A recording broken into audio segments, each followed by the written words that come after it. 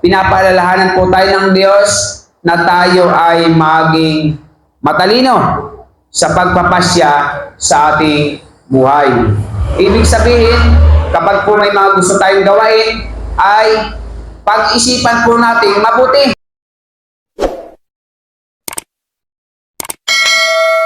Okay, magandang umaga po sa inyo lahat, lalo tigit po sa ating Panginoon.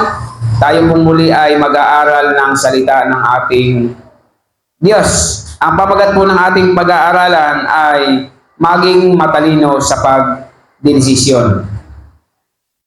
So tandaan po natin mga magulang po at mga kapatid, napakahalaga po sa isang tao na tayo ay marunong mag-desisyon. Kasi may mga tao po na hindi marunong mag-desisyon. Kumbaga man ay ura-urada, magugulatin. Kung anong maisip, yun na agad. Pag nagalit, yun kaagad. Ano po? Pero tayo bilang mga anak ng Diyos, bago po natin gawin ng isang bagay, ang sabi sa Biblia ay kailangan po tayo ay maging matalino sa ating pagdidesisyon. So ang sabi po sa aklat ng Kawikaan, 23, talatang 11, Anak, maging matalino ka at pag-isipan mong mabuti ang iyong buhay. Okay? So ang sabi po dito, pinapaalalahanan po tayo ng Diyos na tayo ay maging matalino sa pagpapasya sa ating buhay. Ibig sabihin, kapag po may mga gusto tayong gawain, ay pag-isipan po natin mabuti. Ibig sabihin ay planuhin mabuti. Ano po? Kasi ang isang desisyon, ang isang bagay bago mo gawain, pag-isipan mo po kung anong kahinatnan. Hindi yung basta ka bira ng bira ay para kang isip bata. Ano po? Alam niyo po ba yung tao na kung anong gustong gawin ay ginagawa na agad? Hindi niya po iniisip kung ano ang pwedeng kahinatnan, kung ano ang pwedeng maging bunga ng kanyang gagawin. Yan po yung mga tao na walang katali-talino sa pagdidesisyon. Kaya bandang huli, umiiyak, namumroblema. Ang matindi pa niyan, nandadamay pa ng iba. Yung mga taong hindi marunong magdesisyon, yung mga taong ura-urada kung magdesisyon, kapag nagka-problema bandang huli, na nangahawa o nang dadamay pa ng iba. Pag sinaway mo yan, galit. Pero pag na-problema na, gusto lahat, kadamay. Kaya ang sabi sa Biblia, maging matalino po tayo sa ating pagdedesisyon. Ano man po yung ating balak gawain, pag-isipang mabuti. Pagplanuhang mabuti. Tignan kung anong kahinatnan bago gawain ng isang bagay, sapagkat inuutusan po tayo ng Panginoon na maging matalino sa ating pagdesisyon. Kaya nga sabi sa Biblia, ang taong matalino ay tumatanggap ng payo, ngunit ayaw mapaalalahanan ang taong matigas ang ulo. Kaya ang isang tao, kapag yan ay matalino, yan po ay tumatanggap ng payo ng kanyang kapwa.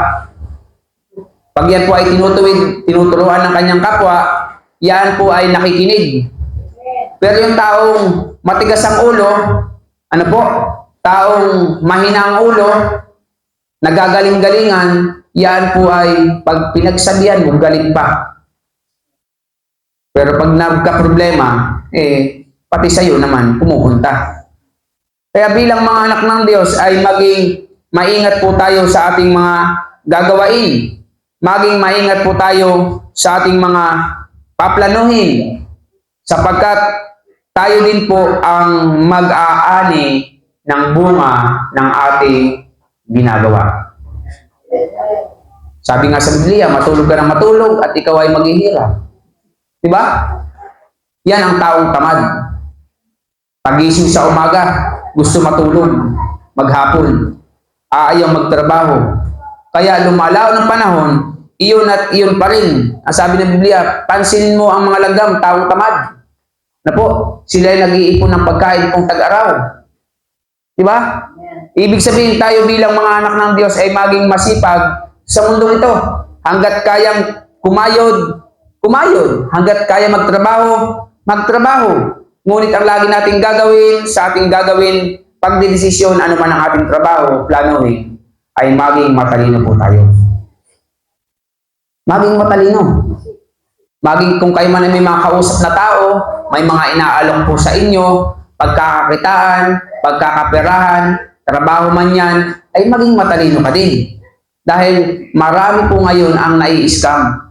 Yan. Napakarami pong scammer. Ang malupit pa niyan, talagang yung inaakala mong matalino, nai-scam pa. Pero bilang mga anak ng Diyos ay talaga pong pag-aralan natin mabuti ang atin pong mga ginagawa. Upang sa gayon, bandang huli, hindi po tayo magsisi. Di ba? Tapos kapag nagkamali, kung sino-sinong sinisisi, si Kulas kasi, si Juan kasi, si ano kasi, niyaya pa ako bakit mo siya sisisihin? Ikaw naman may kasalanan. Gawasa't sasama-sama ka. Naniniwala ka kaagad. Di po ba? Kaya nga sabi sa Biblia, pag-isipan mabuti, pagplanuhan mabuti, upang sa gayon, maging matagumpay po tayo sa ating buhay sa mundong ito. Huwag daw po tayo makikisama sa mga taong masasama. Alam mo na palang masama ang kanyang mga ginagawa, niyaya ka lang para kumita, sasama ka pa. Anong mangyayari sa iyo? Ay dinahawa ka ng kanyang kasamaan. Kaya pag alam po natin mali, huwag po natin gagawin. Pag alam natin hindi maganda ang ating kasama, huwag po tayong sasama. Hindi po ba? Bakit? Dahil ayaw ng Diyos na tayo ay mapahamak. Kaya kung ayaw po natin na tayo ay mapahamak, mga magulang po at mga kapatid, kailangan maging matalino po tayo sa ating pagdedesisyon. Upang sa gayon, hindi ka po magsisi sa bandang huli. At ikaw din po ang mapapahiya bandang huli. Sa hirap ng buhay, magkakaproblema pa, hindi po talaga maganda. Kaya po, ang mga tao, kalimitan ay napupuno ng stress dahil din po sa sarili nilang kasalanan. Dahil sa sariling kapabayaan. Dahil hindi sila marunong mag-aral at maging matalino sa kanilang pagdedesisyon. Ngayon, bago ka pa magsisi, pag-aralan mong mabuti. Tika, tama ba ito? Di ba? Pupunta ako sa ganito ganyan, tama ba ito? Lagi po natin pag-aaralan upang sa gayon, mamuhay po tayo na may kapayapaan. Sapagkat ang taong hindi marunong magplano sa kanyang sarili at walang katalino sa pagpaplano, tandaan niyo po, bandang huli, wala pong kapayapaan ang buhay niyan. Laging magulo ang isipan, laging magulo ang buhay. Kaya inuulit ko po sa inyo, mga magulang at mga kapatid, upang tayo hindi magsisi, maging matalino sa ating pagdedesisyon. So marami pong salamat, nawa ay pagpalain tayo ng ating Panginoon.